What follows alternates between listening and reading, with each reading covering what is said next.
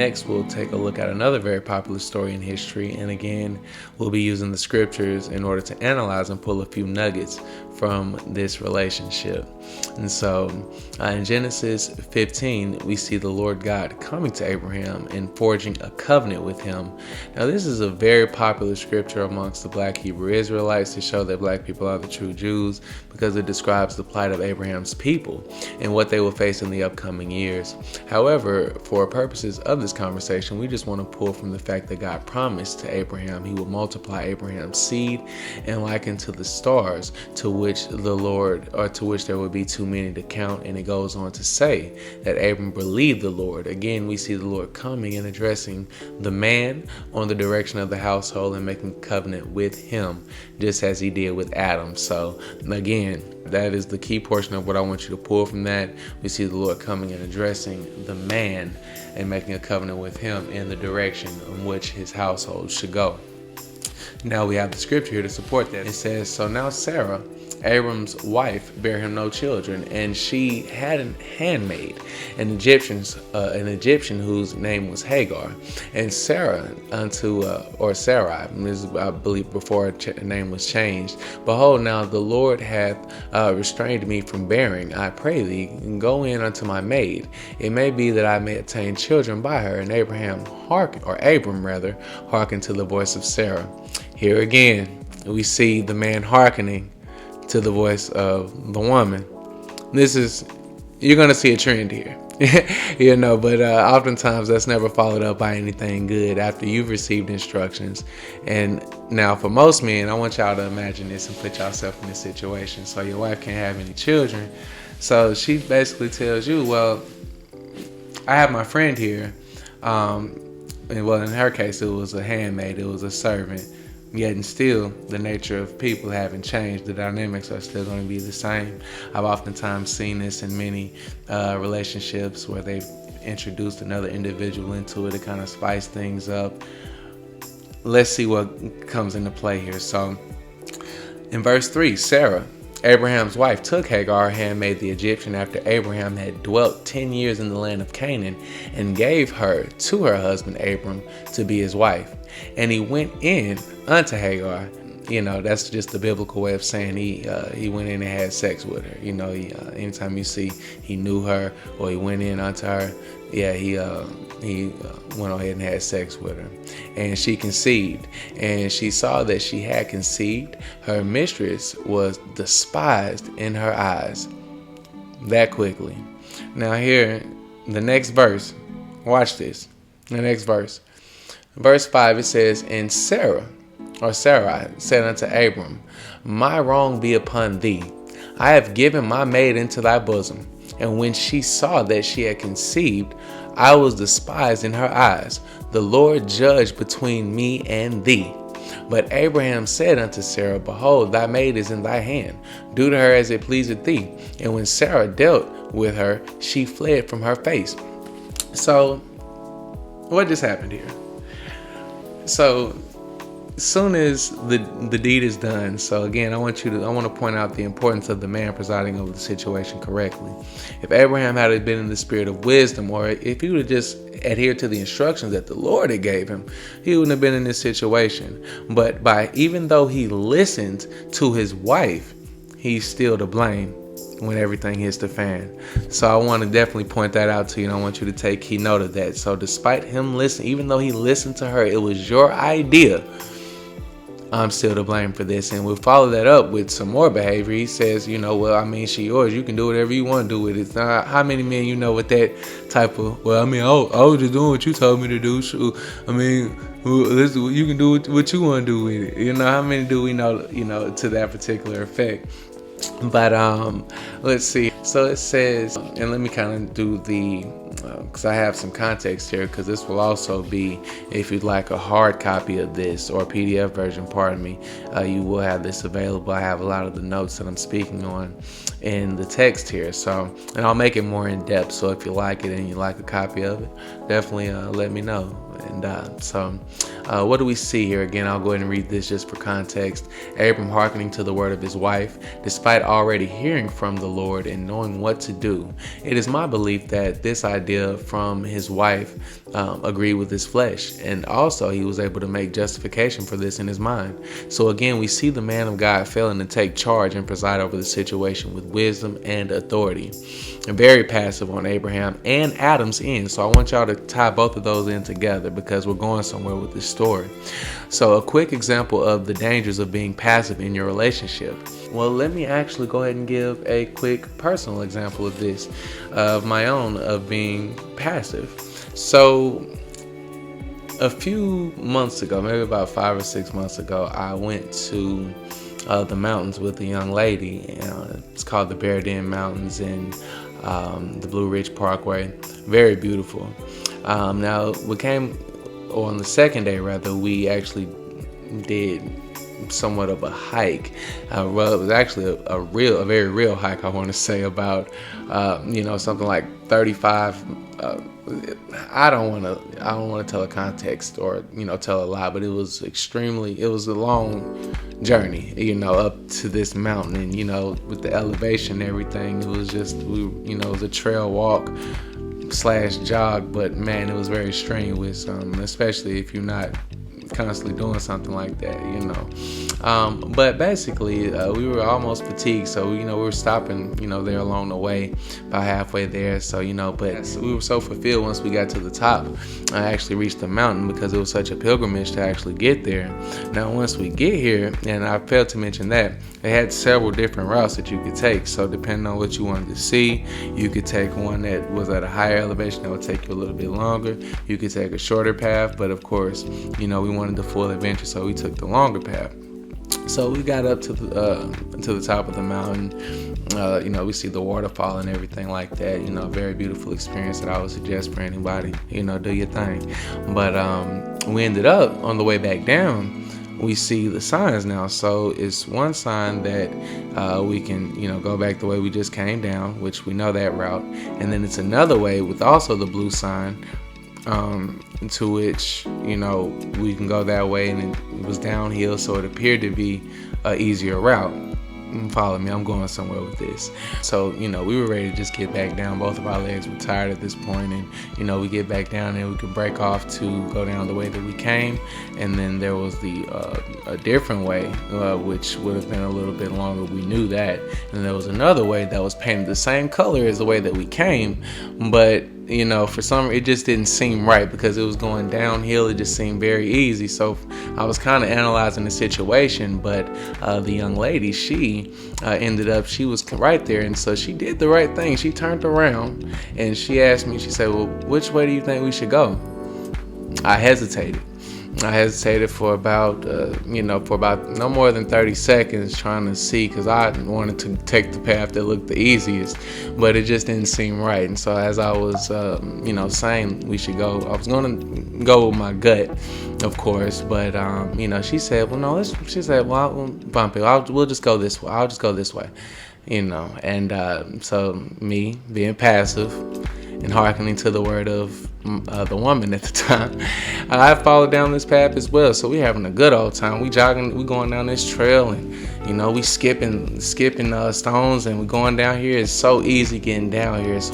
And so I'm thinking, wow, what a great idea. I'm just having so much fun doing this, much probably like Abram was enjoying Hagar, and thinking, wow, I done assisted God, and, just probably feeling good to him. And much like Adam, like, wow, I mean, maybe probably nothing happens, as far as we eating this fruit. I was probably tripping, so we, I'm feeling the same way that these men felt. And finally we get down, so I'm ahead of her now. I finally get back ahead of her, like I was for the majority of the path. I don't know how she ended up in front of me at this particular crossroad, but it just so happened to pan out that way. So I get to where I see the road or the pathway ending, and I say, wow, it kind of like broke me a little bit to know that I basically have put double work on myself. And of course, much like Abram and much like Adam, she had to bear the punishment of my indecisiveness, and I had to as well. So that way we had to go back up where we just came down, and so that was extremely strenuous. And then once we got back to that point, we had to go back up a little ways and then come down finally the pathway in which we came from. But I say all that to say that this is just a result of being passive and not making a decision. So I can definitely relate to Abram and Adam in this situation. I feel like we've all been guilty of that.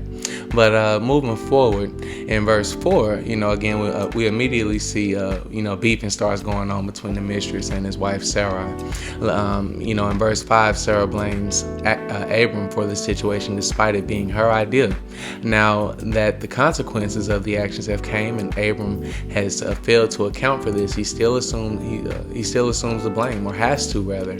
And so please understand the result of this. The Lord still has to keep his word. So just a side note in this, despite the disobedience of Abram, he still sends an angel to run down Hagar after she gets cast out harshly, and tells her that her son still will become a great nation. And it is here that we have the eternal conflict between Jews and Muslims derived from this due to a man jumping the gun and hearkening to the voice of his wife. Of course, he's 86 when Ishmael is born, and Ishmael is, really the father of Islam, so to speak. And Isaac, of course, we know the Lord ran his covenant through. Now, again, we see the Lord coming back to Abram after this. This is a few chapters, or this is a little ways down in verse 15. So God comes back to Abram, and he says, so I think he changes Abraham's name. He changes his name to Abraham at this point. He makes another covenant with Abraham, and he says, as for Sarai thy wife, thou shalt not call her name Sarai, but Sarah shall her name be. So he makes a covenant concerning Sarah, his wife, but he makes the covenant with the man. He makes the covenant with Abram. And take note of that. And he says that I will bless her and give thee a son also of her. Yea, I will bless her, and she shall be a mother of nations, kings of people shall be of her. Then Abraham fell upon his face and laughed. Now take note of that also. So Abraham laughed here, and said in his heart, shall a child be born unto him that is 100 years old, and shall Sarah that is 90 years old bear? But he said this in his heart. Notice he didn't have the nerve to mock God openly. But he said, and Abraham said unto God, trying to correct the Lord. And I want you to watch this. Watch how slick the Lord is in his response to things, and how he deals with people. I love his interactions. So he says, so Abraham tries to say, oh God, basically you're right. Ishmael might live before thee. And so God comes in verse 19 and actually corrects this man and says, Sarah, thy wife, shall bear thee a seed, thee a son indeed, and thou shalt call his name Isaac. And I will establish my covenant with him for an everlasting covenant, and with his seed after him. So basically he says, no, that's not what I said. Your wife Sarah will be a mother of nations. Again, so basically like correction. Let me repeat myself, since you're interpreting my words however you choose to interpret them rather. But verse 21, he says, but my covenant will I establish with Isaac, which Sarah shall bear unto thee at this set time in the next year. And he left off talking with him, and God went up from Abraham. So that, of course, is verse 22. Now, again, notice that Abraham laughs while on his face when God confirms he will fulfill his word and tries to correct the Lord. So this tells me in his mind that he really thought he found the solution in sleeping with his wife's handmaid. Laughable, to say the least. God corrects him, as we mentioned. It went over and says, no, my covenant is to Isaac, since you're hard of hearing. And so not only is he providing affirmation, he has now made a covenant with Sarai through her husband Abraham. So those are the key takeaways from what I just said. I love this because it shows how in tune Abraham and Sarah were. Despite him being, being somewhat non-believing in his heart, his wife has adopted that same spirit. Much like it is in any relationship, the woman is going to carry the spirit of the man, typically, unless you have that Jezebel spirit, which we'll go on to discuss later on. In verse 8 of chapter 18, it says, and he took butter and milk, because at this point, just to bring you up to speed, the Lord comes in the form of 3 men. He comes and, Abraham immediately knows who this is, and so he is making preparations to go ahead and suit the Lord, so to speak, because it's a surprise pop-up visit. And so he took butter and milk and the calf which he had dressed and set it before them, and he stood by them under the tree, and they did eat. And they said unto him, Where is Sarah thy wife? And he said, Behold, in the tent. And he said, I will certainly return unto thee according to the time of life, and lo, Sarah thy wife shall have a son. And Sarah heard it in the tent door which was behind him. So the Lord is bringing confirmation again to Abraham. Now Abraham and Sarah were old and well stricken in age, and it ceased to be with Sarah after the manner of women. So basically it's saying that she can no longer bear children, and so to speak. So her womb basically was barren. Therefore Sarah laughed within herself, and rightfully so, saying that after I am waxed old shall I have pleasure, my Lord being old also. And the Lord said unto Abraham, Wherefore did Sarah laugh, saying, Shall I of a surety bear a child which am old? Is anything too hard for the Lord? So, again, I love the Lord's witty interactions. Is there anything too hard for the Lord? And at the time appointed, I will turn unto thee according to the time of life, and Sarah shall have a son. Then Sarah denied, saying, I laughed not, for she was afraid, and again, rightfully so. And he said, Nay, but thou did laugh. So again, the Lord ain't letting nothing slide here. He said, no, you did laugh, but then he ain't even paid no mind. He just corrected her and said, basically, you don't got a lot of me, Men take note right there, And the man rose up thence, and the Lord, he went on about his ways. He got right back to business. He corrected it, got right back to business. And the man rose up from thence and looked towards Sodom, and Abraham went with them to bring them on the way. And that's a powerful story in itself, because the Lord goes on to tell Abraham that he's headed to Sodom and Gomorrah to destroy them. And of course, Lot, which is Abram's nephew, is in Sodom. And so interesting story. I'll let you read that on your own time. But basically, main takeaways from this, I love how the Lord moves so consistently. We see in the last verse him checking Abraham and making sure that you have a clear understanding. And he does the same for Sarah after she laughs silently. Again, they're on one accord. His response, and after she lies, and he still doesn't even let that slide like we went over. He says, No, you did laugh, and I love this, and then shifts gears and goes right back to business. This would have been avoided. Well, going back, it says, however, this still does not undermine the fact that Abraham hearkened to the voice of his wife at the time, and this would have and could have been avoided a lifelong conflict, and potentially could have led to a consistent peace in the Middle East, due to the fact that it wouldn't have been a debate as to who the covenant flows through. Again, the result of man not presiding over the situation correctly. As we've seen a lot of men hearkening here to the voice of their women. We've seen two examples of that. Now we'll go into from a scriptural standpoint and see what's kind of the correct way of moving in that situation. So we are going to discuss one relationship rarely or seldom discussed in the church. I've rarely heard it touched on, but and rightfully so, because a lot of men aren't, I will leave that alone. But anyways, now they don't say much about Job's wife in the passages here, but from what we do grasp, I do want to pull a very key nugget from it.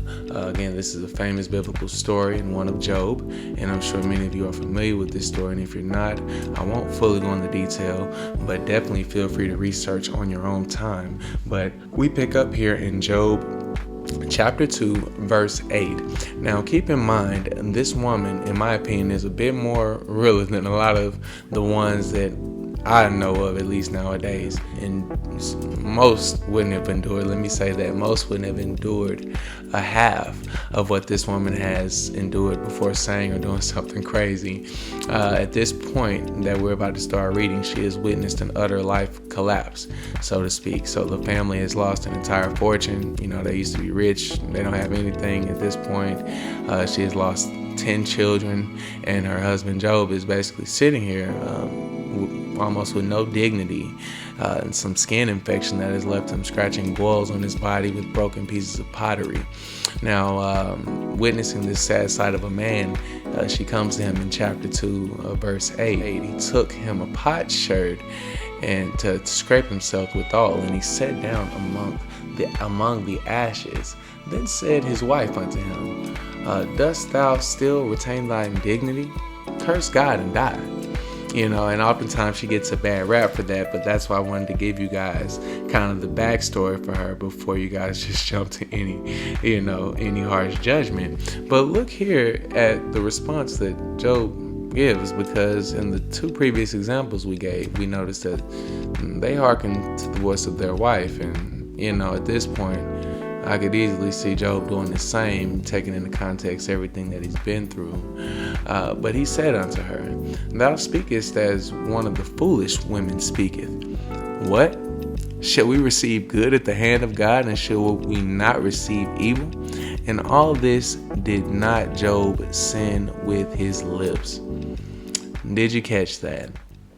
So I love the response from Job, because unlike the others, he failed to hearken to the voice of his wife, despite the pain and suffering, and despite this message agreeing with his flesh. I'm sure many of us going through far less, and we begin to question the Lord. And most of the time, even for me, it just seems, I won't even reduce it to women, but people, can kind of come with, or oftentimes I feel as if the enemy will use people or ones that you love or that are close to you, and oftentimes that is your woman, to kind of sow a message of despair or discord in times of chaos or turmoil in your life. But you have to know that this message doesn't agree with your spirit, and even though it's coming from a loved one, you still have to be able to rebuke it. So, and let's see what Job did.